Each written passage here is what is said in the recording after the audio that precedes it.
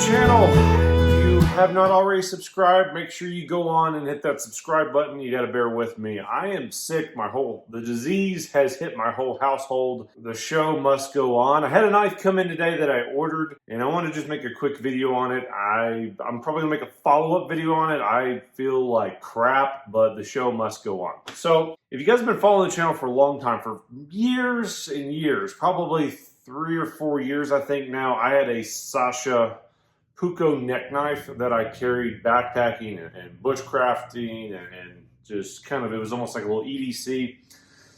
And I love that knife to death, but this year I ended up losing it. Yeah, I know, shame on me. The only knife I've ever lost, one of my favorites. And I already had some other knives ordered and just couldn't justify spending another $360 or whatever it was. So I was trying to find something a little bit more budget alternative to replace that neck knife. This is kind of what I came at, you know. A lot of you guys have always commented on get a Mora, get a Mora, get a Mora. And you know, honestly, I don't like plastic knives. I don't really like rat tang knives. Some of them are good, but everybody's like, just go on and get a Mora. And I like more heritage, more just, I don't like grabbing knives that have rubber handles and stuff like that. So I got one, and some of you guys have been telling me to get this. I have a couple of subscribers that are from Sweden, and they like Moras. Obviously, Moras are in Sweden, made in Sweden, and a lot of other guys here carry the Moras. And honestly, I was looking online at the Mora Classic #2. I was like, you know what? I'm just gonna go on and get it. I've never held one of these before. I've seen some. I think there's been some prominent people, Cody Blondane or whatever, whatever that guy's name was. I think he used a Mora for years and years, a Mora Classic. And I'm just going to give it a shot and see what I think of I think I paid like 26 bucks for this on Amazon. So I'm just going to unbox it. I'm going to give you guys my opinion. If you know on this channel, well, I feel like crap because I'm sick, running a fever, but I'm just going to give you my impressions of the knife and let you know what I think about it. I may return it to Amazon. I don't know. We'll see. I'm going to open it here. What do we get in here? I did find a neck knife leather sheath to use this for. So here's the knife. I don't know, what's something else rabbit in here? I need to figure out what it is. Or it's just the cardboard. Okay, so here we go. The Mora Classic. Obviously, most of you guys probably know this, but you know, the Mora Classic, it's got a plastic sheath in here. Honestly, it's not the most secure sheath, but for 35 bucks, who can complain? It's got this little thing. I mean, it's okay. What I'm really interested in is the knife.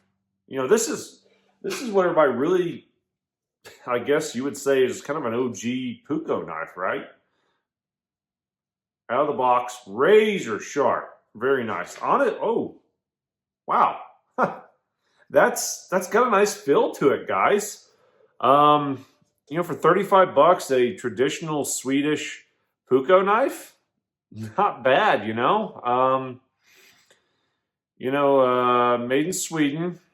I can't remember which, let's see here. What steel is this? Let me see here. Just says carbon and birchwood handle. I'm sure one of you guys on here is going to correct me. I don't know exactly. I should have looked it up, whatever steel this is. So, yeah, I got a neck knife for this, and or a neck dangler. I found a leather one. We'll see how nice it is. Yeah, I really like it. It's very, I mean, this is insanely light, guys. Let's see here. Even with the little plastic sheath it comes with, let's see what the weight is on this thing. So 3.7 ounces. That's not bad for a backpacking knife.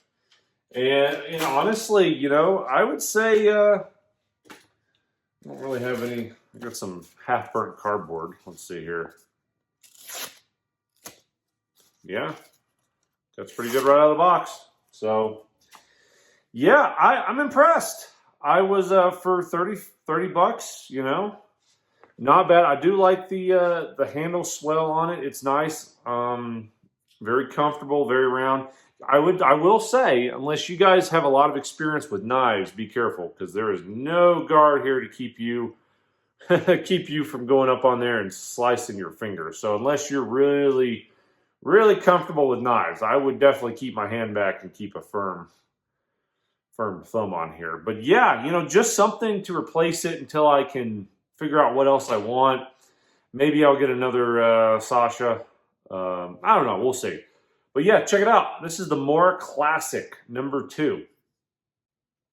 Made in Sweden. Yeah, I'm excited to see what the leather neck dangler that I got for it, how it is. Now, to be fair, guys, keep in mind, now this is the only drawback to this knife. It is a rat tang, which, you know, you're not gonna probably be banging and batoning with this knife a whole lot, just because it's a rat tang and whatnot. But I do think just for a quick access, little neck dangler knife, not bad. Honestly, I might just take some of this white hockey tape that I have that I use for other stuff and maybe just wrap around this to get a little more grippiness on it, you know, and just kind of see how that works out. Let's see that real quick.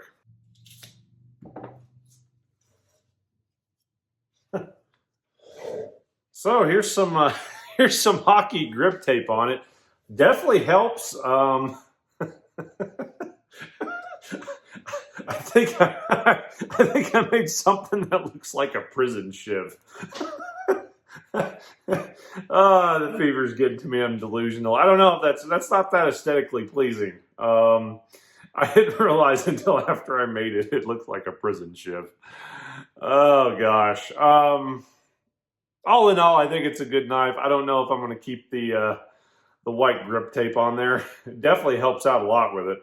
You know, getting it really got more grip on it. But yeah, it looks like looks like a prison shiv now.